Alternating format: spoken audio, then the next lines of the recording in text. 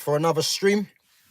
So international break, well and truly over now to the end of the season, and FA Cup, obviously semi-finals have now been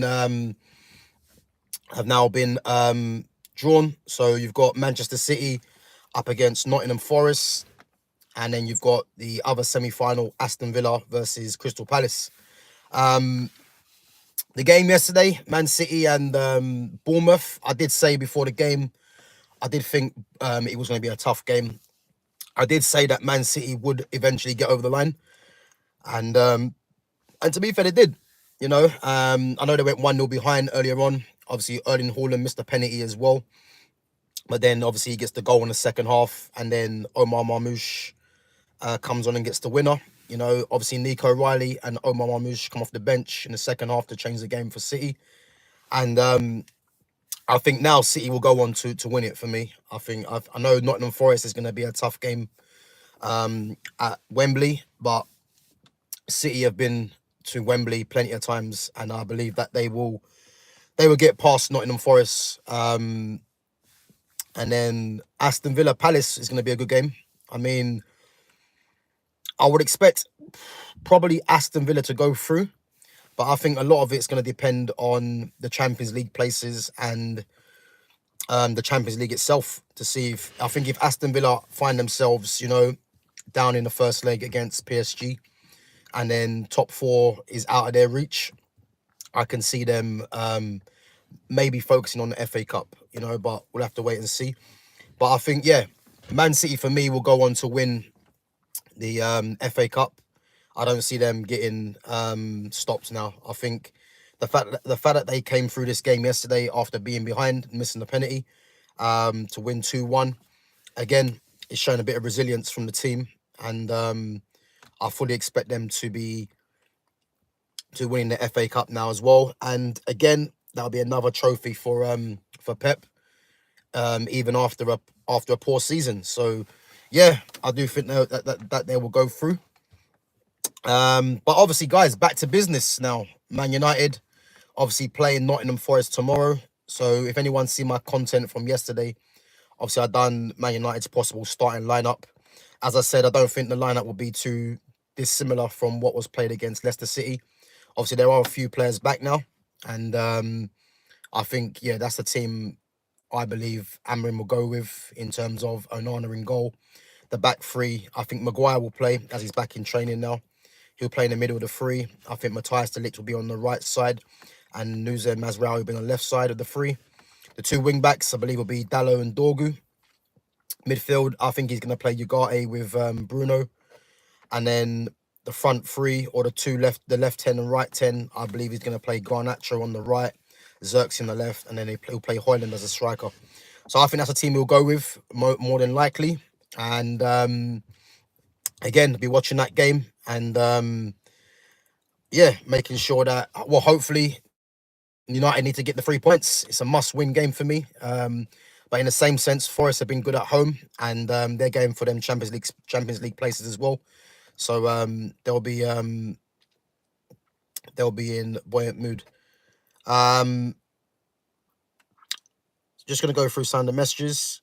Nathan Lemus. So Nathan, as I said, man, you're you know what I mean. You got no picture to your name, and again, coming in there with your racist talk. As I said, if we was in person, you wouldn't be speaking like that. So, you can put all these things in the chat. As I said, one of my mods will just delete you anyway. Big up WWE thing, guys. Big up for coming on, bro. As I said, if you want to get into some WWE talk, by all means, man.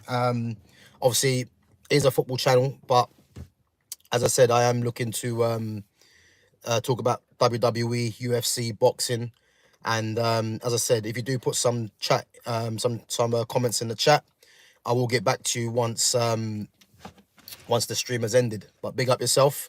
So yeah, guys, we're gonna get into it. Man United's left 10 options in the summer. Obviously there's a current player in there Well, there's current players in there, should I say. There's also a few players, that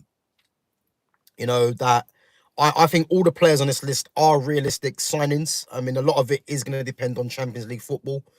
And I think there's probably one in there that is probably a bit unrealistic. But we'll go through the list anyway.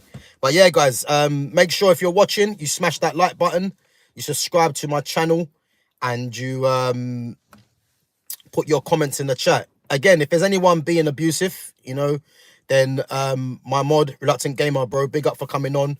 He will remove you from the chat. You know what I mean? So, as I said, everyone's free to have their opinion, as long as it's constructive and as long as it's not abuse. But if you are going to come in there and just chat shit for the sake of it and abuse, then, as I said, my mod will he will remove you. As I said, feel free to put in, your football chat, what team you support. Again, if it's WWE, boxing, UFC, then by all means. Big up, Reluctant Gamer, bro. Big up, man, all the time. So yeah, guys, we're gonna get into it. Man United's left 10 options that I believe, or I hope United are looking at in the summer. Again, there will be a few names on there that people will be surprised by, but I think these should be targets for United, especially in that left 10, because I think it's a position, especially that, and the right 10 that does need to get looked at. I do want Ahmad to play in the right 10, but I'm not quite sure if this manager if he's still here actually. If he's going to play Ahmad as a wing back or as a right 10. I mean, I prefer Ahmad in the right 10, but we'll have to wait and see. But yeah, we're going to get into it anyway. So again, I think what's important as well, guys, as I said, I will go through your chats once I've gone through a few of these. And as I said, make sure you smash that like button and you subscribe to my channel at Gav Goes In. I think what's important to remember is that these 10 positions, whether it's the right 10 or the left 10, so they are positions where first and foremost you have to be a creator in that position. So this isn't a system where you're having wingers as the 10s. The wingers are technically the wing backs, but in this system you need to have 10s, and the difference between having 10s in this position is either you're someone that can get in between the lines, like a Florian Wirtz, for example, or if you're a left or a right 10 that is a ball carrier. So in this list there, I've got a mixture of ball carriers and a mixture of number 10s that can get in between the lines and create. So first on the list is Crystal Palace attacking midfielder Eberechi Eze. Big up Sonu Tiwari. I'm from the UK. Big up Player One Gaming as well. So yeah, Eberechi Eze. So for me, I think Eze should be made amongst the top two targets for United in that position. I think Eze, for me, his goal return isn't where it should be for a player of his quality, but I do believe that if he does go to a bigger team, and no disrespect to Crystal Palace, but if he does go to a bigger team, I think he will be given the ball a lot more often, and he'll be picking it up in dangerous spaces for him to just do some real damage. I think in terms of being a ball carrier, he's probably one of the best ball carriers from midfield in the league. He's got a great shot on him as well. He's got strength. He's got very good pace as well. I think the only thing with him is decision making at times. I think in terms of goal scoring, as I said, a player of his quality for me should be scoring a lot more goals than he does. I know he recently scored, obviously, in the FA Cup game against Fulham, but I do believe if he does go to United, if United are interested, or any other club for that fact, I think he does go to the next level. I believe he's 20. I want to say he's about 24. I think he might be 23 or 24, maybe a bit older than that. And I think at this moment in time now, he's primed to to go to a bigger club and really show what he's about. And for England, I think if he does move to a bigger club, I think you could see him becoming an England regular. Because I look at all those options on that left-hand side that they play, because me personally, I think he should be playing in the 10, but I've already spoken about why he's not playing there. But I think, especially on that left-hand side, I think he should be, in terms of talent, him and Jadon Sancho, for me, in terms of talent, should be two of the first names on the team sheet in that position. But I think if he goes to a bigger club, Eze, I think he could nail that down. Obviously, you got Anthony Gordon there, you got Rashford still there as well. You know, they might have some other younger players like a Bino Gittins coming through as well that might be there, and a few others. But I think Eze should be at least making that position his own if he does move to be a club. So again, he's someone that can play, you know, in the pockets as well. And again, he's a ball carrier, so he's a bit of a hybrid, that in a sense that I believe he can do both, you know. So yeah, for me, definitely should be in the list. Second, again, no surprise here, someone that spoke out in the media yesterday, I believe, and someone for me, you know, he's got a release clause, and he'll have a lot of suitors for him in the summer, and that's Matthias Cunha.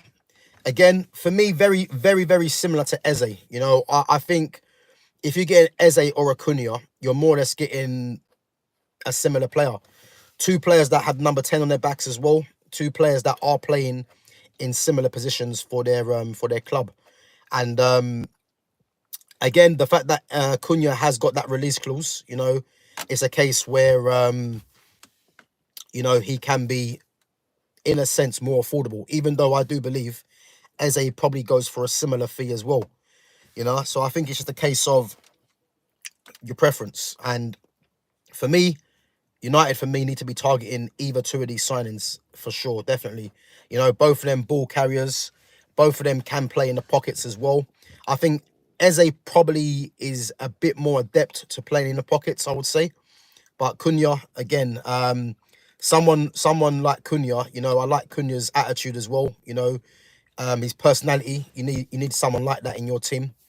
And you know, obviously people saying about his discipline, which might be an issue, which again, I do hear it, but I think for me, there's nothing wrong with his discipline. I think personalities like that, you need in your you need in your team. And I think if it's not Man United, then he definitely does move to one of the bigger clubs, if not the Premiership, but in Europe for sure, man. And again, his goal return for Wolves is actually very good, you know, for a team that are struggling down the bottom. And yeah, for me, he definitely needs to be targeted in the summer, you know.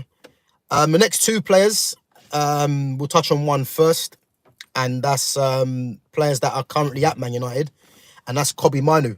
I think, and again, I'm basing it on the current system and the manager that's there, because again, if Ruben Amorim was to get moved on, let's say in the summer, because I do think there is a big possibility of Amorim getting moved on if United don't win this Europa League and then they find themselves, let's say, finishing 16th in the Premier League.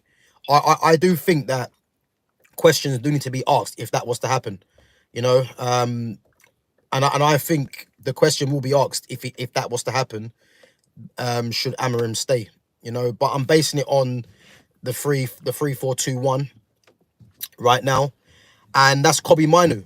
For me, Kobbie Mainoo in this system can't play as a 2, you know, in that midfield. I think it's been proven that he can't play there. For me, he definitely has to be playing as a left 10, you know. I think there's no doubting he has to play as a left 10 in this position, in this team, you know. And I think Kobbie Mainoo, again, he's not a ball carrier in the sense of Eze and Cunha in terms of the power, but in terms of getting in the pockets, you know, and using his quick feet to get shots off, I think Kobbie Mainoo could excel in this position. And I think going forwards, his future is definitely that position. Again, if a different manager was to come in and they change the formation, I could easily see Kobbie Mainoo playing, obviously, a bit deeper in midfield. But I think for the moment now, Mainoo, for me, needs to be playing that left 10. And obviously, there's been talk about his contract, you know, and the fact that there's rumoured to be that he wants 150 grand a week, That's nonsense, really. I don't think Kobe Manu's worth that. I think if you're looking at the current players in the squad right now, and obviously the injuries and what they're on, then he has got an argument. But I think someone like Kobe, who hasn't really established himself in a position yet for United, he's got a lot of quality, but he still needs to prove himself. I think him having 100 grand a week, is more than enough. Because you got to look at the likes of Ahmad. Ahmad's better than Kobe, and Ahmad's on your 90 grand, which is rumored to be that. So I think if Kobe Manu was to get about 100 grand, he should actually count himself slightly lucky because Ahmad's not on that. And then if there's incentives as well for him to get more money, then fair enough. But I think if anything starts hitting between 150, I think United have to look at cashing in on him, even though I don't want him to go. But to be fair, he shouldn't be on 150 if United are trying to control the wage budget. And again, putting him on the wage like 100 grand, 90 grand, that's gonna help him to obviously push his career forward. So for me, I'm a massive fan of Kobe Manu, but not on that kind of wage that he's been rumored to want. And again, it's just rumors. He might not actually want that, but I think 100 grand is more than enough. And for me, an option in that left 10 needs to be his route going forward. I don't think it's it'll be a disservice to Kobe Manu to be playing him in that position where the two in midfield requires legs. And he's got much more to his game than to be relied in that position to just be doing that. And he's definitely an option for that position. And then the other one is Joshua Zirkzee from Man United. Now, I've put Zirkzee down here because obviously he's playing there at the moment. For me, Joshua Zirkzee needs to be restored to being a striker. I don't believe that he's not a striker in this system. If Amorim thinks that, then obviously that's his opinion. But for me, Joshua Zirkzee is more than capable of playing a striker in this position. I think if the team as a whole had better players in there to get the ball to Zirkzee, I think this talk about him not being a striker in this position wouldn't really be about. I think with Zirkzee, he's not getting the ball as often as he would like playing that position. But I look at the team around him, if you have players that were capable of giving him the ball, then I think you would see a better Zirkzee as a striker. But where he's playing now, I think it suits him to get on the ball a lot more in the left 10. But I do believe, definitely in a different system, and I definitely do think in this system as well, he can play as a striker. And but I've got him down as a left 10 because I think Zirkzee needs to be playing one way or another, whether that's as a 9 or if it is as a left 10. So, but I would like to see him restored as a striker, really, because I do believe he is a striker. It's just that this system and Amorim's thinking has got a lot of people thinking that Zirkzee is more of a 10 when, for me, he's still a striker in my eyes, But yeah, so that's the 4 players at the moment. Just going to go on to some of the comments in the chat. Let me just go through some of them. So yeah, big up Jonathan Lawson. So Jonathan Lawson says, Man United will never be the same, but as for teams like Nottingham Forest have done really well, I support Man United, but it's a shame where they are from. Yeah, Man United, I think the main thing for me this season, Jonathan, is that this summer transfer window, for me, I think is arguably going to be the biggest one. Because for me, there's a lot of players that need to be moved on. And I'm not talking about players that are free transfers. There's players that, that are currently there in the squad. Obviously, you've got Rashford on loan, and these players do need to be moved on, and it's going to be massive to see what the club are actually thinking in terms of what they're going to be bringing in. Europa League, obviously, again, needs to be secured to get money in. And so, yeah, I think in terms of this summer, it's going to be a massive, massive summer in terms of rebuilding. And I think if United don't have a good summer in terms of getting players out and getting players in, then I think you could be right. I think it could be a long way back because, again, I've mentioned some of the players that need to be moved on, i.e. Rasmus Højlund, Garnacho. Those two for definite need to be moved on. If United go into the season with these two players, then, for me, Man United are not improving. I think they're two of the players for me that need to be moved on. And amongst others, you got Rashford as well, who's doing well at Aston Villa. Well, he's doing decent, should I say, at Aston Villa on loan. Getting his wage off, and letting him have a fresh new start as well is ideal. Again, I wanted Bruno moved on, but it looks like that's not going to happen. So it looks again, I think this whole Bruno, I talked on it yesterday in terms of the Real Madrid interest. Apparently, I think Man United need to move on from Bruno sooner or later. I think, football at the moment, especially with fans, they're very, what have you done for me lately, in a sense. And it's like the fact that Bruno has had a good couple of weeks, all of a sudden now he's like a key player again, and before that, people were saying he needs to be moved on. For me, I'm still sticking to what I'm saying. He needs to be moved on. I think Man United need to go in a different direction without Bruno Fernandes for me, because the guy's been there for too long, and he hasn't really done anything of note in terms of the team. People will say he's doing it all on his own and all that nonsense, which I don't agree with. People will look at his goal record, which again, his goal record shouldn't be looked at because he's a midfielder. I look at his performances, and he's had more poor performances than good performances. And for me, I'm still sticking to what I'm saying, and that's Bruno Fernandes for me does need to be moved on, but it looks like he won't be. So I think this one has to be parked. Hopefully I'm wrong, but I think as long as his manager's here, and obviously the contract that was given to him as well, which again I didn't agree with. We have to just park that one for the time being. But the likes of a Rashford, and the likes of a Rashford and a Garnacho and a Højlund for me have to definitely be moved on, for sure. But yeah, big up for your comment.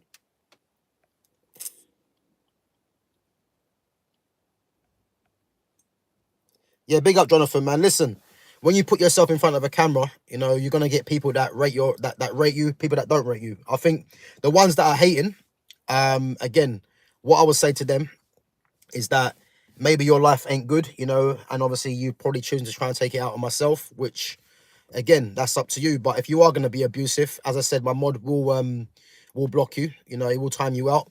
And as I said, if you're not going to contribute to the channel, then you're not forced to be here. That's what I would say. But you got to be thick-skinned when you put yourself on camera, because unfortunately there are people around it and in the world, man, that are just haters, unfortunately. And these kind of people can't put themselves in front of a camera and speak about something they love. And again, this is life. Yeah, big up Player One Gaming.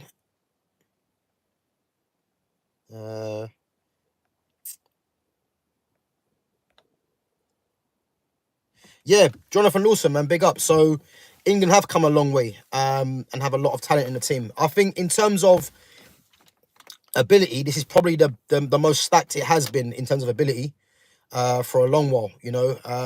Obviously they had the golden generation of the Scholes, Gerrard, Lampard, Rio, Rooney, Terry, Cole. They had that golden generation of Beckham, but these guys never won anything. Joe Cole, you might have put in there as well. Yeah, Joe Cole, yeah, of course. Those guys never won anything. Michael Owen, so in terms of talent, yeah, I would agree with that. But for me personally, as I've been saying ever since I've watched football international as well, the problem with England is that as stacked to these as these players are in terms of talent, they're not going to be a France, a Spain, a Germany, who else is there? Possibly a Portugal, a Belgium. When it really matters in the quarterfinals, semi-finals, they're not going to beat these teams, because these teams just got the know-how. These teams just got the talent as well, and they're just winners. They're built differently, a lot of them players. So as much as what England have in terms of talent at the moment for what's been seen for a while, I don't trust a lot of these managers to pick the right players, you know. And again, I'm not going to go on to it, but I've already spoken about the issues in this England team. And again, when they play another international powerhouse, I don't expect them to beat them personally. So yeah, but big up. So Jonathan Lawson says, question for you: do you think football players should be all this money and negotiating, saying I want this amount of money to stay? Do you think it's right or wrong? So again, man, football now is a business, you know. And what is criminal really is that the players in this generation now are worse, but they're getting paid a lot more money, you know. And football's a short career, you know what I mean? So it's a case where their agent and themselves want to be trying to get the best deal that they possibly can, which you can't blame them, because again, it's a short career. And let's say, for instance, one of these players gets a mad injury, you know, you're sorted for life in a sense if you're on a big contract, let's say. And football's a business now; it's not a sport, you know.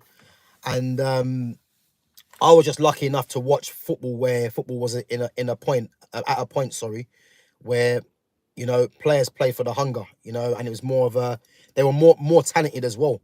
Whereas now you're just getting a lot of players that are hyped up for doing nothing really, but they're on a lot more money. And PR now more than ever is playing a massive part in why a lot of these players are rated the way they are. So but yeah, the money in football now is a joke, you know. It's gone through the roof, you know. But what I would say is you can't really blame these footballers, because they're capitalizing on where money is in football. So if you're a footballer right now trying to get the best, or an agent right now, your job is to try and get the best for your client. That's just how it is, you know. So I don't really blame the players as much, or the agents, you know. If you can try and get the best for your client, then why wouldn't you? It's the name of the game. But big up.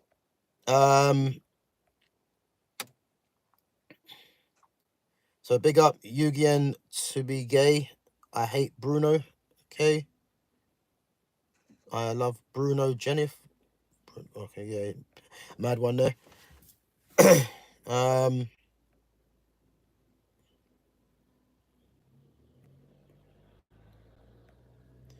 Guys, as I said, if you're not gonna contribute to the chat, in terms of any positive comments, then as I said, man, don't bother, man, because it's strictly here for sport, man. Football, UFC, WWE, boxing. You know what I mean? If you're fans of that, then as I said, make sure you smash your comments in the chat. But anything other than that, then as I said, don't waste your time. So big up gamer every time. So yeah, guys, back onto the list. So we've done Eze, Cunha, Kobe Mainu, and Joshua Xerxes. So again, left 10 options for Man United in the summer. And again, these are the more realistic options. A lot of it depends, as I said, on what happens in Europa. Yeah, guys, I will get back to your comments after. So next on this list, Xavi Simons, formerly of Barcelona, if many people didn't know, obviously formerly of PSG and now at Red Bull Leipzig in Germany. For me, Xavi Simons, I do think he is slightly overrated. You know, I'm not saying he's a bad player, but I think the hype that he gets isn't warranted, in my opinion. I think he is a good player, but I think the heights that a lot of people have been trying to predict for him, I don't believe he's gonna reach. Again, he's another talented player, someone that is, as I said, can play as a 10, you know, can play as a central 10, left 10, right 10. I think I've even seen him play as a false 9 as well, you know. And he is someone that will cost a bit of money as well from Leipzig. I believe Leipzig purchased him permanently from PSG. I can't remember how much for, but he is someone that is going to cost a bit of money. I think you're looking at about 60 to 70 million as well. And as I said, he's someone that is more of a 10 that gets into the pockets, you know. So again, you've got different kind of profiles there. And I think in terms of 10s that can get into the pockets on my list, there are other players that I will prefer. But again, he's another option. But I don't see United signing him in the summer. I think that was more for when Ten Hag was manager. I think he was more looking at him. But he is a good player, but someone for me that I wouldn't really be targeting over others, I would say, you know. But as I say, good player. Guys, as I say, if you do enjoy the stream, make sure you smash that like button and subscribe to my channel. Next on this list is formerly of Man City, Borussia Dortmund winger, and that's Jamie Bino Gittins. You know, I believe Bino Gittins is 20, I think. I believe he's 20. And again, he's someone in the left 10, which would be more of a ball carrier. For me, he's more of a winger. So in terms of profile for that position, you know, I wouldn't say he's the ideal profile for that position, you know, because he's more of a winger for me. But he is someone, obviously, that United have been linked to. Another player that could be on the move as well. But I do think that in terms of his attributes, you know, the raw pace, you know, he's an okay dribbler. I wouldn't say he's Lamine Yamal dribbling, you know, but he's an okay dribbler, I would say. And he has an eye for goal as well. So I think, how much would he cost roughly? I think you're looking at probably between 40 and 60 million, I think, for Bino Gittins. And I'm saying that purely based on his age, you know, because I don't think Dortmund will let him go for anything less than that, you know. If they was to, then I'll be very surprised. But I'm saying between 40 and 60 million for Bino Gittins. And again, I think he wouldn't be an ideal target for me purely because this formation of the 3-4-2-1, he doesn't naturally fit that. So for me, he wouldn't be an ideal target for that reason. Again, if Amorim wasn't to stay and the formation changes, he could be an option, but not for me. I don't think, and I could see him. I could see him go into possibly an Arsenal, I would say, in place of like a Martinelli or a Trossard. You know, Chelsea as well could be an option. You know, Chelsea looking for wide players like that. If I'm talking Premiership, Liverpool, I don't see Liverpool because they've got Diaz and Gakpo. Man City, he wouldn't go back to Man City, really, would he? You know, I don't think Pep would go in for him and pay money to get him back. I don't think. You know, who else is there? Aston Villa. He could be an option, but I don't see them going for him. So again, other teams could be in for him, but I don't think Man United should be targeting him purely because of you know, his profile, and he's not someone that plays, as I said, as a 10, you know. But decent, but yeah, I think he's a good young player, definitely, and I think he will be in the future an England international as well. I do think he will be. So next on the list, Ademola Lookman from Atalanta, you know, formerly of Everton and Fulham as well, and obviously Charlton, if anyone remembers. For me, Lookman could be an underrated signing in terms of, you know, he can play definitely as a left 10, ball carrier, and can play in between the lines as well. And I think out of everyone probably on this list, he's probably the most underrated in terms of, you know, if you look at what he's done for Atalanta, you know, this is a guy that scored a hat-trick in the Europa League final against unbeaten Bayern Leverkusen. And for me, he's someone that has a lot of talent, you know.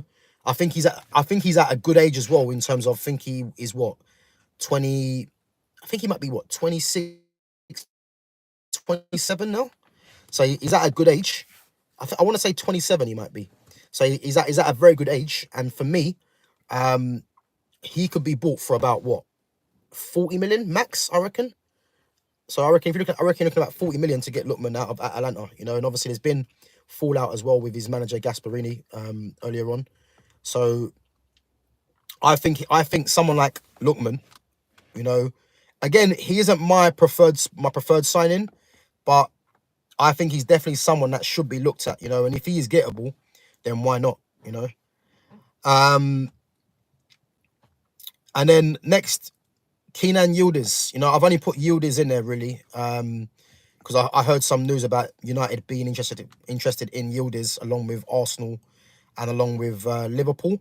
For me, not a signing for me. I put him very much in the Bino Gittins in the fact that they're more left wingers and not really tens. You know, and again, Yildiz is going to cost a lot of money for a player really that hasn't really done a lot. You know what I mean? And I think United don't really need to be targeting players like that, especially in this left 10. You know, I think they need players, for me, in terms of if you're going Premier League proven, then Eze and Cunha, as I said, are the two that stand out.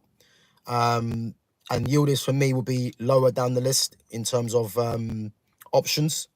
But a good player, but not for me, you know. And as I said, I've heard the links, but I think he'd be more suited to go into an Arsenal, to a Liverpool, you know, to a Chelsea than Man United.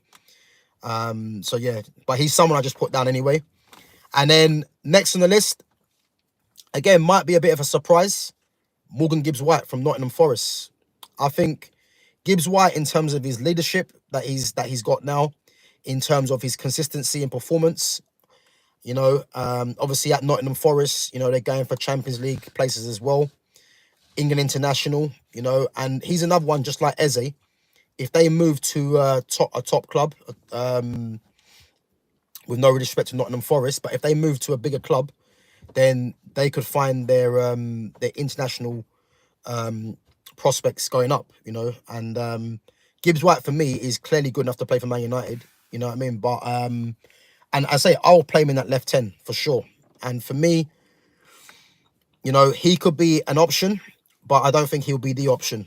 So I've put his name in there anyway, because I just think that United need to be targeting players like that, you know, Premiership proven as well. A lot of talent, you know, is a leader. And he'd be an upgrade on a lot of the players that are in them positions at the moment, you know. So yeah, he's definitely someone that should be targeted. But again, he might cost about, you know, he's Nottingham Forest's vice captain. He could cost about between 40 and 60 million, I would say, which is mad. So yeah, he might be out of United's price range in terms of what they can get for their money, but I think he does deserve a mention for sure. Guys, big up. Just want to go through some of your chats again. Let's have a look. So what says you think Ilya should fight Poirier? Is that what's I forgot his name. Ilya. If anyone knows Ilya's second name, I forgot his name. Obviously I know Dustin Poirier. To be fair, I'm not really keeping a track too much of UFC right now, or more of UFC back in the day. But I've heard of Ilya. I can't remember his last name. But to be fair, Dustin Poirier, you know, he's one of the veterans now in the UFC. So, oh, is it Toporov? Ilya Toporov, I think his name might be. Yeah, I don't really know much about him, but I know Dustin Poirier, to be fair, is a tough customer, man. So, if Ilya Toporov's, if he feels he should fight him, it should be a good fight, man. But I don't really know too much about him, to be honest. But big up gamer. So if Man United want to go forward and they play like Eze, a good 100%. As I said, I think in terms of left tens, you know, as I said, I'm very happy with Xerxes, but for me, Xerxes is a striker and should be restored to being a striker, whether that's under Amorim or a new manager. I just believe that if Xerxes got better players around him, you know, he can play as a 9 in this system and in other systems for sure. But Eze, for me, as I said, him and Cunha are the top 2 targets for me. You know, I would love Florian Wirtz, but Florian Wirtz is unrealistic to get. So in terms of left tens that United need to take them forward, Eze and Cunha for me are the top 2 targets in that position for sure. But big up, bro. So what three players would you take from Newcastle United and put them in Man United? Oh, that's easy. That's an easy decision. So the three players I take from Newcastle would be Bruno Guimaraes, Sandro Tonali, and Alexander Isak. Easy. Yeah, that's the easiest one. Obviously, those three players are never coming, but yeah, those three players would take United to another level. They would. You know, you got Bruno Guimaraes, who's a winner, leader. You know, very good football player as well. Sandro Tonali, in terms of a technician and tenacity, is one of the best in the league. And then Isak, for me, currently is the best striker in the league. So yeah, that'll be easy, man. But big up. Yeah, big up, man. I like UFC. So is that Ilya Toporov and Islam Makhachev? Yeah, that'd be a great fight. So I think Ilya versus Islam is too early and disheartening fight for other lightweight contenders like Arman and Oliveira, who are fighting and earning title shot. Big up. What is that? Charles Oliveira you're mentioning? Is that Charles Oliveira? Who's actually the champ right now? Because as I say, I've not been watching it as much, but I'm trying to get back into it. But yeah, big up for your comment. Harsh Rajora says, Conor, after becoming president, will fight in UFC. What you think will happen?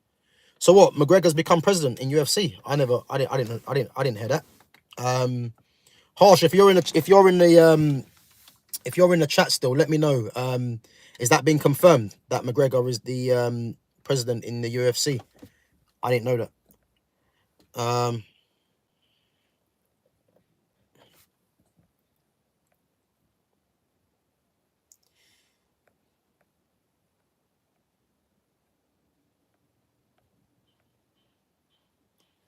Big up Dylan. Dylan, good question. So unpopular opinion here, but Eze is better than Palmer. Do you know what? That's a very good one.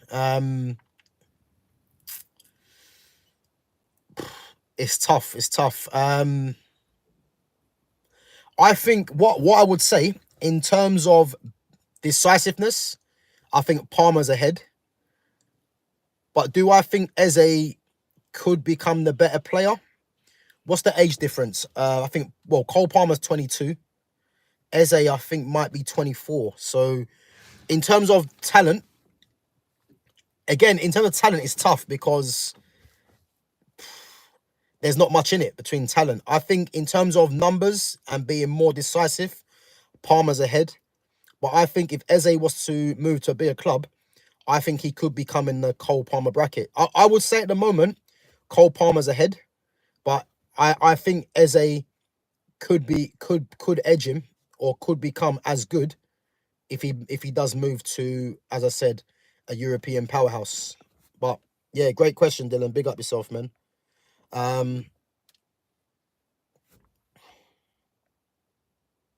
Yeah, I follow WWE, man. Yeah. Like if you got anything about WWE, I'm not sure if you guys know, obviously they were in London recently. But yeah, anything about WWE, man, I'm the guy there, man. Don't worry. Big up Dylan. Yeah, Marmoush is class, man. Great move by City. And I think what's key about what City done there is that they lost, well, they didn't lose him. They sold Julian Alvarez to Atletico Madrid. So in terms of having a striker that can play as a striker and can play as a 10 or a left 10, getting in Marmoush, who was only second to Harry Kane at the time in terms of goal scoring in Germany, was a great move because you've now got the option to rest Erling Haaland, or if Haaland's not playing well, take him off, and then having a different option up there. So that signing by Marmoush, that signing of Marmoush was a very good signing. And again, when Salah's done, Marmoush is going to be the next big one for Egypt. You know, he's a very good player. You know, very talented, free kick expert as well. So as I said, man, yeah, he's definitely going to be someone that needs to be watched in the future, man, for sure. He's a very good player. So yeah, big up Harsh Rajora. So Harsh says, I like Randy Orton a lot in WWE. Yeah, for me, Randy Orton is one of my all-time favorites, man. No doubting. He's a 14-time world champion, I believe. You know, only Ric Flair and John Cena have more world title reigns, then Randy Orton, you know, an all-time great, man. And again, he's fighting Kevin Owens at WrestleMania. And for me, I believe he beats Kevin Owens for sure, man. But WrestleMania, they've got some great matchups, man. You've got obviously John Cena versus Cody Rhodes, you know. And guys, you've heard it here first. John Cena wins. John Cena's going to beat him, because what they're going to do, John Cena is obviously tied with Ric Flair at 16 championships, world title reigns. And they're gonna do it where John Cena wins the 17th one to beat Ric Flair's record. That's gonna happen. I can guarantee you that now. But the main event for me is what I want to see is Roman Reigns, CM Punk, and Seth Rollins. I think that's gonna be probably the greatest match at WrestleMania. And I think the head of the table is gonna win it, man. The OTC, should I say? Guys, see if you agree with me, guys. Roman Reigns' new theme song is rubbish. I think his old one, he needs to go back to his old one, because the new one, I'm not feeling not one bit. If you're a wrestling fan, if you agree with me, man, just put a thumbs up, because I think his new theme song, the OTC theme song, I think he's ruined him. You know, he needs to go back to his previous one where he was the head of the table, you know, for sure. But big up for your question, Harsh Drawer.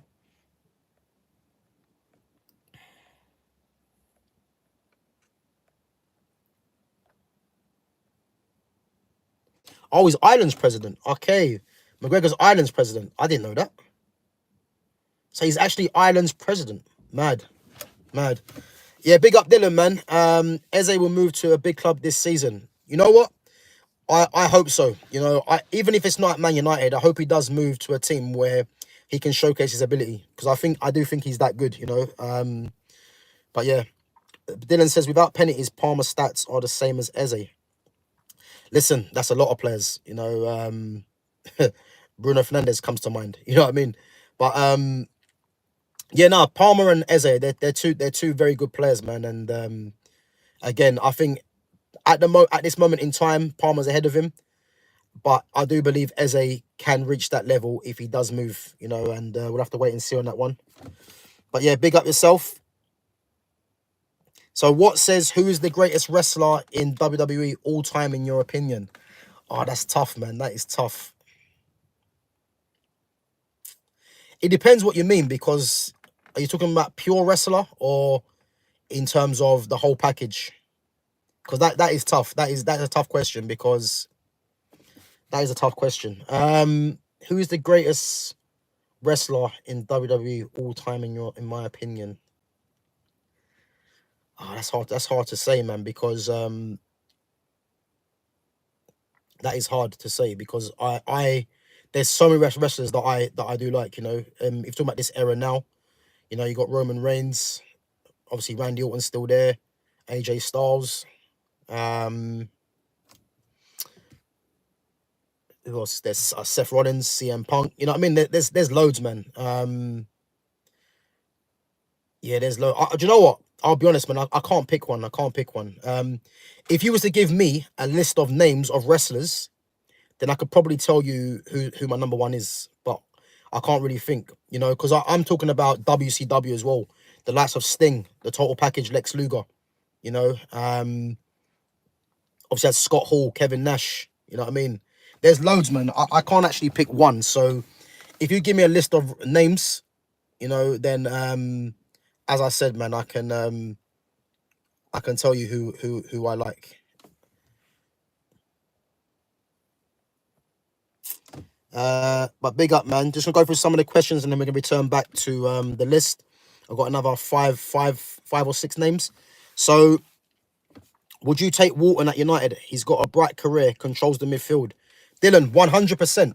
Man United need to be targeting players like that. You know, he's someone, in terms of young midfielders in England, he's the most comfortable player on the ball that I've seen in terms of a midfield player for England, you know. And why he wasn't in the latest England squad, but Jordan Henderson was, don't make no sense to me, you know.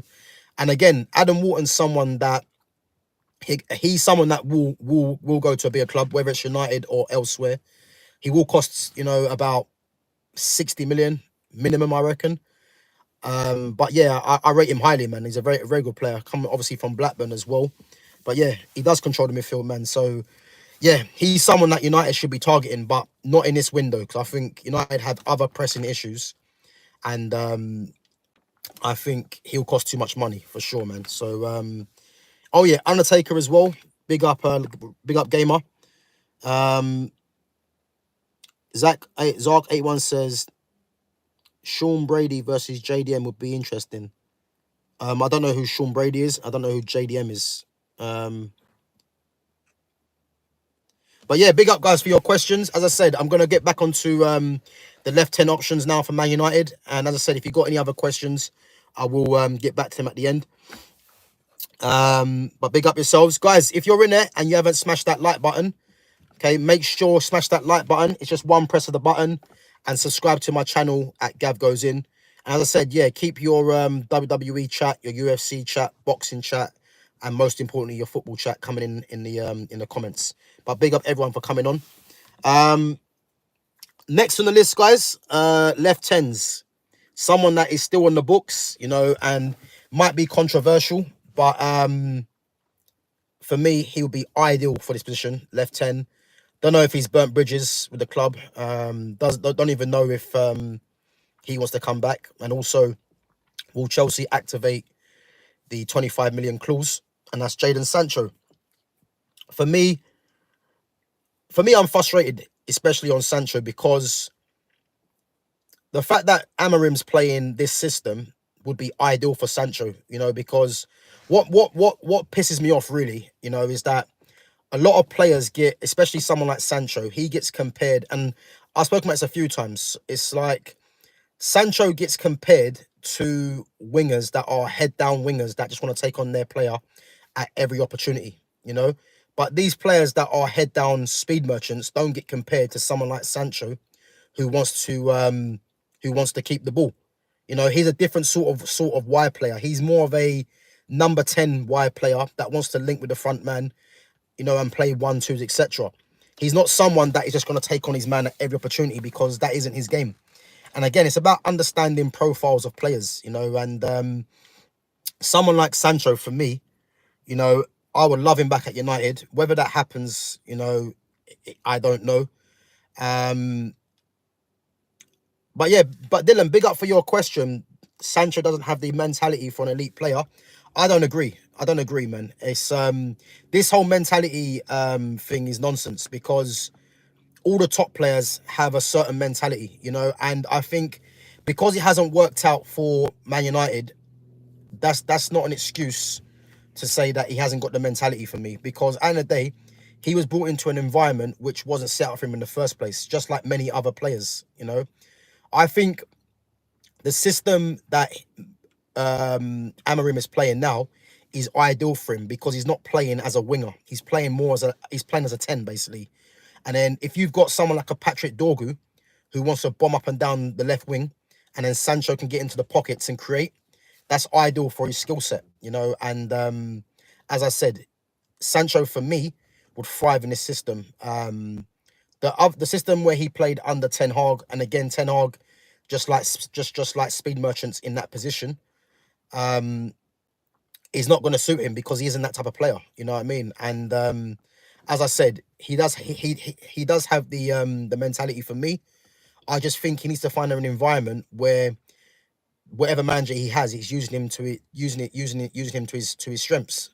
I think in like the likes of Solskjaer, and Solskjaer even admitted, you know, he was trying to go away from the counter-attacking system that United were playing to get more ball players. He even admitted that. But under Ten Hag, the thing is, with Ten Hag, you can just see that the front three that Ten Hag wanted to play, which was never going to work. You can't play Rashford, Garnacho and Højlund as a front three and think that's ever going to work. Not one of them are technically secure on the ball. They're all head-down players. And you've got a striker that doesn't keep the ball.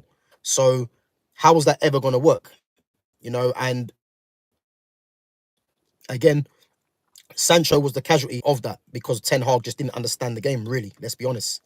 But yeah, big up for your question, man. But for me, I'd love Sancho back at United. Whether that happens or not, we'll have to wait and see. But next on the list is more of an outside one. But for me, one of the best players in the league. Should be playing a lot more for me as well. And, you know, the fact that he's not a regular player in this team, you know, is a joke, really, because he's one of the best players in the league easily for me. And that's Jack Grealish. You know, I think Jack Grealish is such a top player. You know, in terms of keeping the ball, you know, he is probably, I'd go as far as saying in Europe, you know, in terms of keeping the ball, I don't see a player that keeps the ball as consistently as him. Whether it's him winning a foul, whether it's him just keeping the ball and playing it to a teammate. You know, he never really loses the ball. And the only time he does, it's either a foul or he's trying to get a shot off, you know, or he's trying to play a crossing for Haaland or something like that. But in terms of ability, Jack Grealish is a top player, man. I'm not talking about his off-field antics, but in terms of an actual pure footballer, you know, he's one of the best easily. And the fact that he don't play regular Man City, you know, is a joke, really. And, you know, Pep has kind of killed his game. Well, no, he hasn't kind of. He has killed his game because Grealish is a free spirit player. You know, he's someone that you just give the ball to and let him just play his game. But unfortunately, you know, it's been taken out of him. And the best thing for Grealish is to move on and just, because he's won a treble now at Man City. He needs to go to a club where he can just play his game and not having to worry about, you know, all the other semantics in terms of tracking back and, you know, having to, like, he can't take on his man at every opportunity. He just needs to go and play his game. You know, he's a top player, Jack Grealish. And as I said, man, I would love United to sign him. Do I see it happening? No. But he's just someone that I thought I'd mention anyway. You know, but top player. Next on the list, again, another surprising name is Ansu Fati. So Ansu Fati, I won't obviously talk too much on Ansu Fati, but Ansu Fati for me is what Lamine Yamal is now at Barcelona. That was Ansu Fati when he come through. So I believe Ansu Fati made his debut at 16 for Barcelona. Obviously, he was their youngest ever scorer as well. Obviously, that's been overtaken by Yamal. But obviously, he has a number 10 shirt for a reason as well. I would love United to sign Ansu Fati. You know, just like Jack Grealish as well, can play in the pockets in the 10. And again, just going back to Grealish, Grealish is actually a ball carrier as well. But Fati for me is a ball carrier, and he can play in the pockets as well as a left 10. The only question mark which might go against him is the physicality side of it, you know. But I think just for football purposes, I would like Fati to go to a club where he can rediscover the talent that got him into Barcelona's first team at 16, and obviously was earmarked to be the heir to Messi's throne. You know, obviously injuries have killed him, but I think he's 21, 22 now. And I think he still has the talent to obviously be a success in his career. I hope it's at Barcelona, but obviously there's been links to Nico Williams and to Rashford. And if one of them two was to come in, then obviously that spells the end of Fati, because he can't even get in the team now. You know, you got Ferran Torres, obviously, that's been scoring as of late. And Rafinha's got that position. So yeah, it's frustrating to see Ansu Fati not playing, but for me, I'm just hoping that he does get his career back on track. And if there was ever a hint that United could go and get him, you know, I think he'd be a great signing for United, because I think he'd have a lot to prove. You know, has a lot of quality, and providing he can stay clear of injuries, I think it'll be a good signing, man. But yeah, we'll have to wait and see on that one. I got 3 more to do, guys. Justin Kluivert, again, someone that's playing at Bournemouth, had a great season. You know, someone that will be available for a lot less money as well than a few of the others on the list. I think you're looking at about 40 million for Justin Kluivert. And again, Justin Kluivert, for me, you know, as I said, he had a very, very good season, you know, and players like him, who has a lot of quality, can play in the pockets, can be a ball carrier as well. I think, yeah, big up Liber, big up for coming on.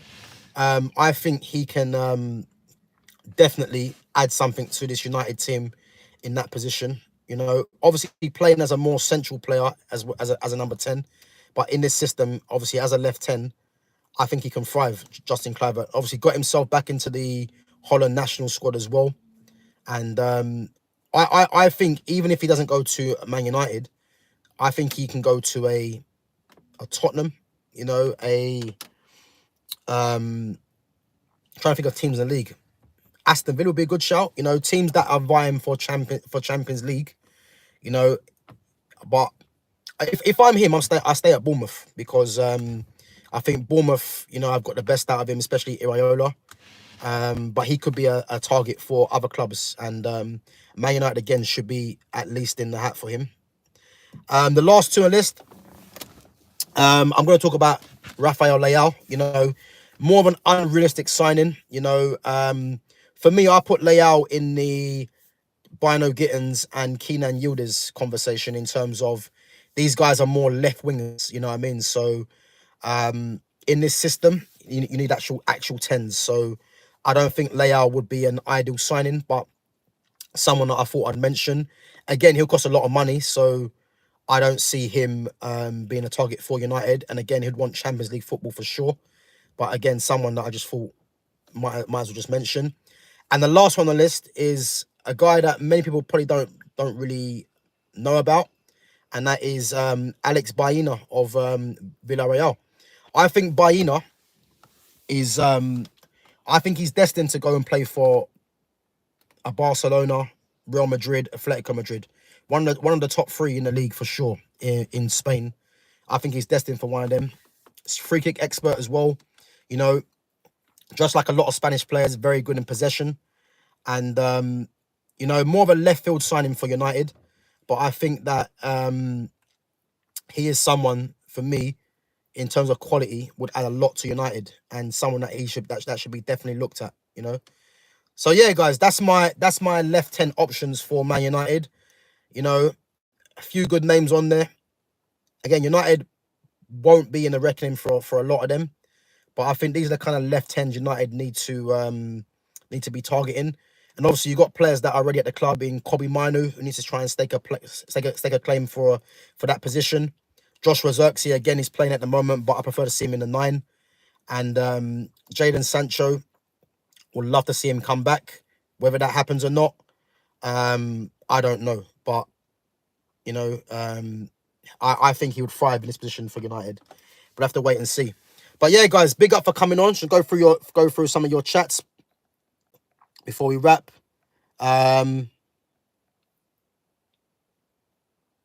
So what says, let me make it easy for you. So the people argue about Cena or Stone Cold or Hogan or Shawn Michaels as the greatest. Among these 4, who you consider greatest? So among those 4, who do I consider the greatest? In terms of wrestling and wrestler, I'd probably say Shawn Michaels. In terms of everything, it's tough, man. It's tough. It's a tough one. Who am I picking? All right, let me just pick one. Cena, Stone Cold, Hogan, or Shawn Michaels. 4 the greatest, definitely for sure.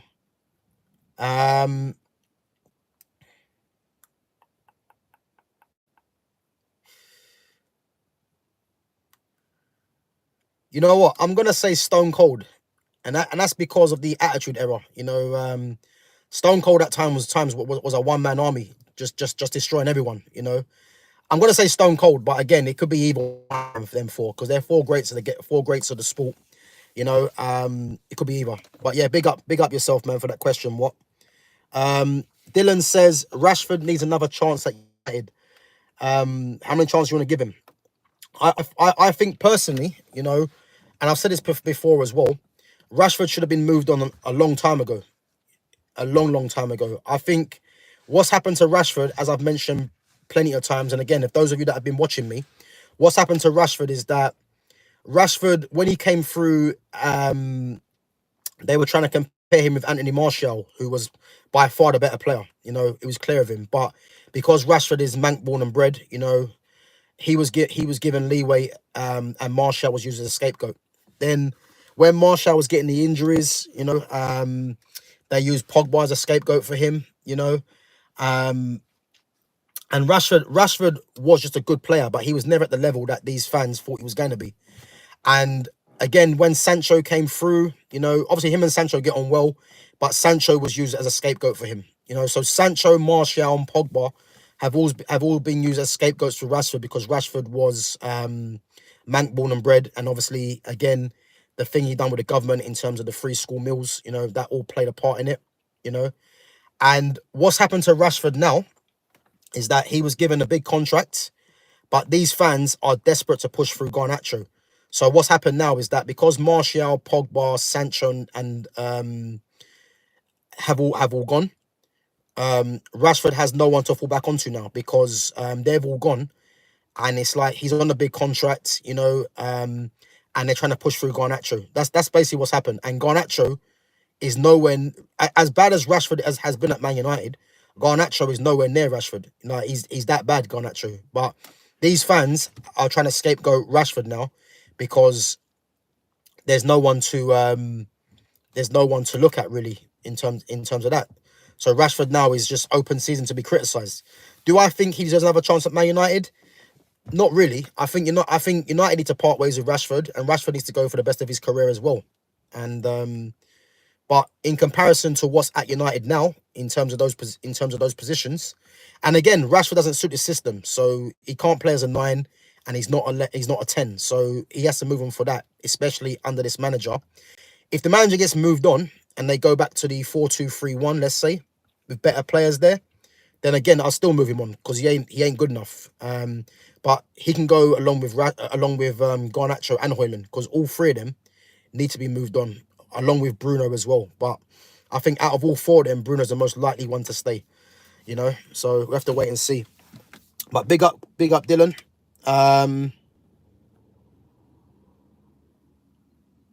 So Zark81 says, have you ever been to Luton? I haven't been to Luton. Oh, sorry, I've been to Luton to play football, yeah. So I used to be at Chelsea and Tottenham, and we played against Luton at Kenilworth Road. Yeah, so I've been there before, but only a couple of times.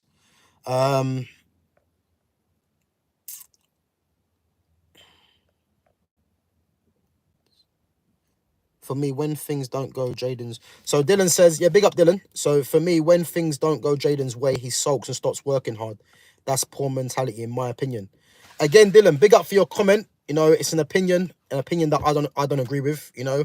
And what I would say is that this whole sulking and working hard, it's a weak argument, really, because I think these are the kind of comments that are go-tos for certain fans, you know.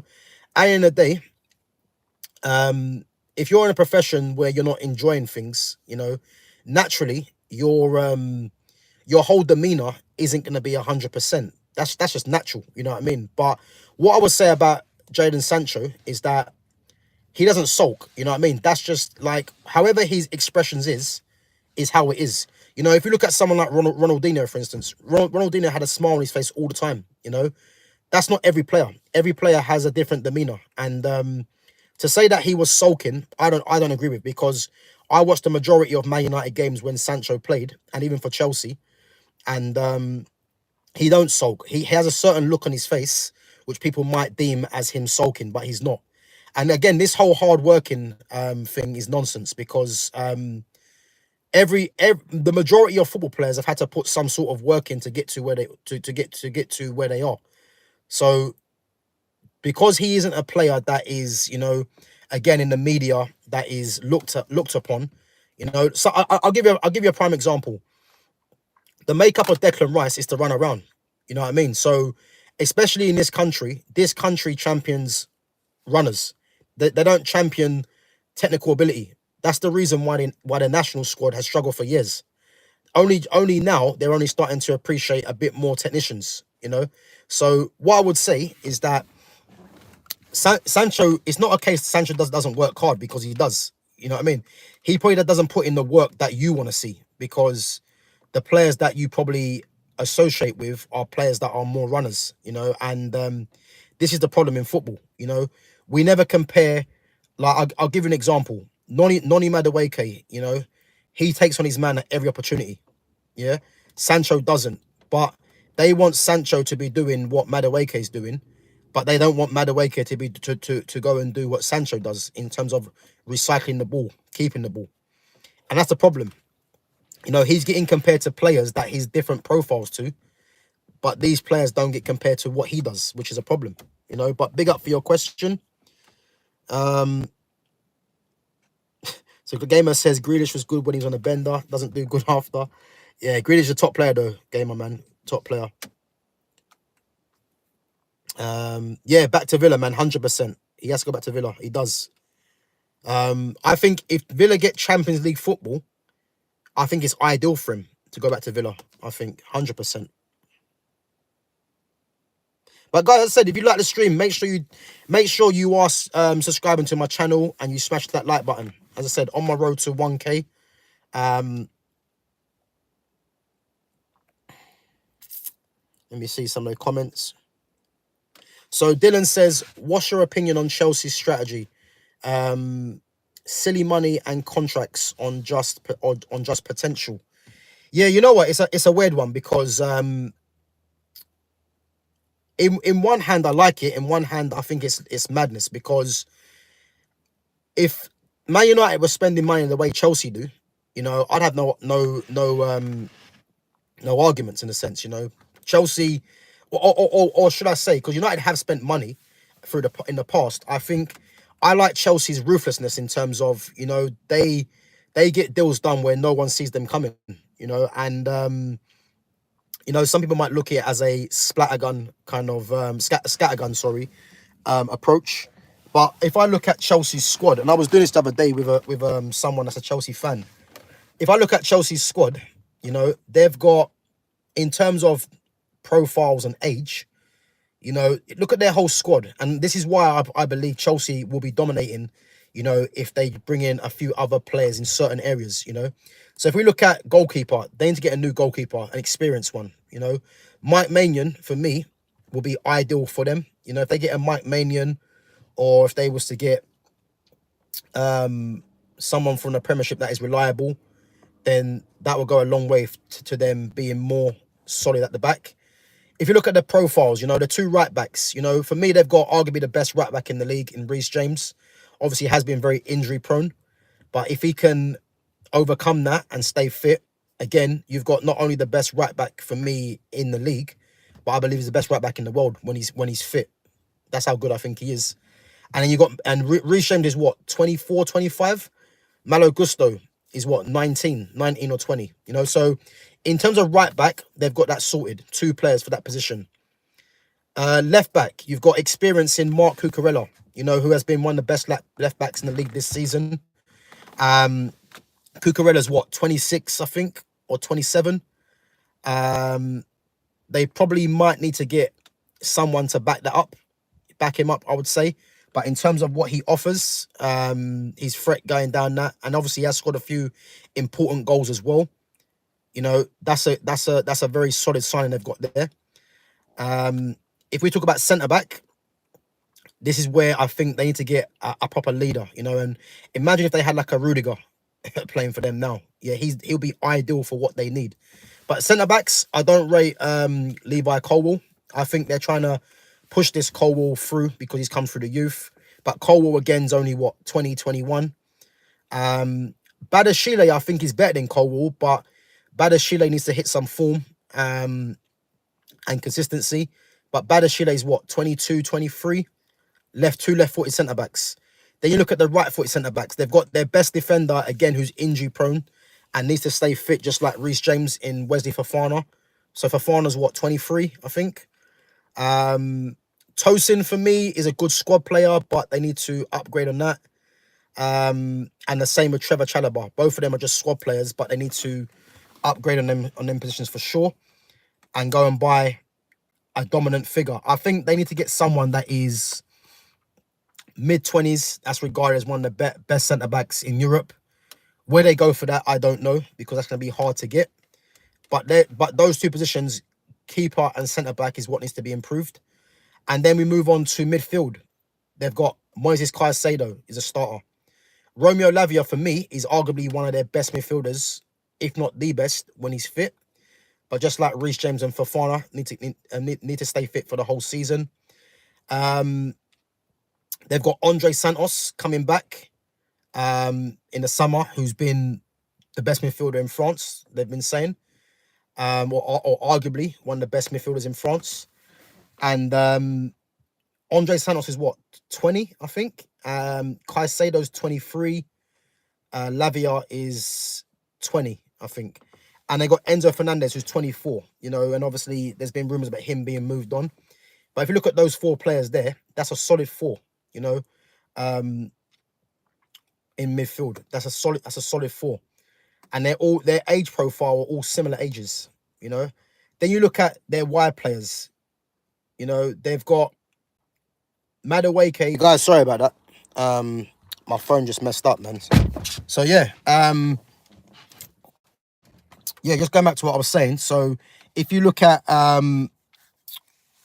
Willian Esteval, 17 years of age coming in, obviously be playing as on the right side. So for me, Madueke should be moved on. I think Neto should be competing with Willian Esteval as a right 10, or maybe even think about playing Cole Palmer back there, and putting Esteval as a 10. There's options that they've got in that 10 position. I think if they are going to play Cole Palmer there still, me personally, João should be playing there, because João Felix, in terms of being in the tight spaces and the crowded there, is better. Whereas Cole Palmer is better in terms of picking up space and then doing his damage from there. But I think on the left-hand side, again, they've got Sancho. Mudryk, offered a different option. But if you look at the likes of all the ages, like Esteval, Cole Palmer's 22 in them attacking options. Sancho's 24, if he does stay there. And then you've got Mudryk, I think, is 23. And then in the striker position, you've got Nicholas Jackson, 22. So João Felix, if he stays there, is 24, I think, or 25. Mark Hughes, 18, young one. Nkunku needs to be moved on. He's 26, 27. So if you look at Chelsea's squad, for instance, Chelsea's squad is stacked and it's full of players that are good ages, They just need to go and get key players in 3 positions for me. And that is through the spine of the team, which is goalkeeper, centre-back and striker. If they get those 3 positions sorted out, to go with what they've got now, I think they could be dominating this league for a little while, And again, their scattergun approach might be mad, but it could work out for them if they get their business done in the summer, for sure. But big up for your comment. So Reluctant Gamer says Stone Cold might be the GOAT. He was very entertaining. Yeah, listen, Stone Cold, man, what a character, first and foremost, Again, that Attitude Era, Stone Cold was on a madness, He was doing madness. So but there's so many greats, man. It's hard to pick one, because if you're picking one, we have to go back to wrestling back in the day. If anyone remembers wrestling back in the day, there used to be a wrestler called Texas Tornado who actually died, but he was a sick wrestler as well. But there's loads, man. There's loads. As I said, you're better off giving me a list of wrestlers and I can narrow it down to top 3 or whatever, But big up. Mickey Christensen says, do you do boxing? I have done boxing before, man, yeah. I have done boxing before. Big up yourself. So Dylan says there needs to be more leaders to help guide that potential. Yeah, I agree, Dylan. I agree, man. I think that, for me, Chelsea need to get 3 players, goalkeeper, centre-back and striker, that are around the ages of 26. The ideal, obviously, striker would be Isak, but Isak's going to cost a lot of money. The goalkeeper, as I said, you got Mike Maignan, who's a captain, who's a leader for AC Milan. He's about 27, 28, I think. And the centre back, again, who you gonna find? How you gonna find a centre back that's around that age? But that's the kind of age they need, and quality they need for them to go to the next level for me, to go with what they've got around them. Um, Ronaldo had Keane, Never, Scholes, and Rio. Yeah, I agree, man. I agree. Messi had Puyol and Xavi, Iniesta. Yeah, exactly. Iniesta isn't that much older than Messi anyway. But I know what you mean with the Puyol and Xavi thing. Yeah, I agree, man. Yeah, sorry guys, my stream crashed, man. Yeah, my phone just crashed for some reason. But yeah, big up yourselves. Yeah, big up, man. But yeah, guys, before we wrap, as I said, if you haven't smashed that like button, make sure you do. And obviously make sure you subscribe to my channel as well. So just some quick thing on Bundesliga, because I see that obviously Bayern Leverkusen and Bayern Munich both won their games over the weekend. And again, it's potentially going to be Harry Kane's first league title as well. And for me, I didn't realise that the league is a lot tighter than I thought it was, because I thought Bayern Munich were like about 10 points ahead. Bayern are only 6 points ahead of Bayern Leverkusen. And obviously, Bayern Leverkusen's next two matches are against Heidenheim away and Union Berlin at home. So I expect Bayern Leverkusen to get 6 points from that. And which obviously will, bearing in mind if Bayern obviously don't get 2 wins in their game, will put them on joint points. Now the thing is, Bayern Munich's next game is against Augsburg away from home. Now you'd expect them to beat Augsburg, to be honest with you, which obviously which will extend their lead. But their next league game is against Borussia Dortmund at home, and I believe that is sandwiched in between Champions League for both teams, actually, funny enough. So that's going to be interesting, because for me, if Leverkusen win both their games, and obviously that's 6 points, which means they're on joint points. And let's say if Bayern Munich get a loss in one of them games, whether it's Augsburg or Dortmund, they might get a draw and a loss, let's say. That's 1 point, in it.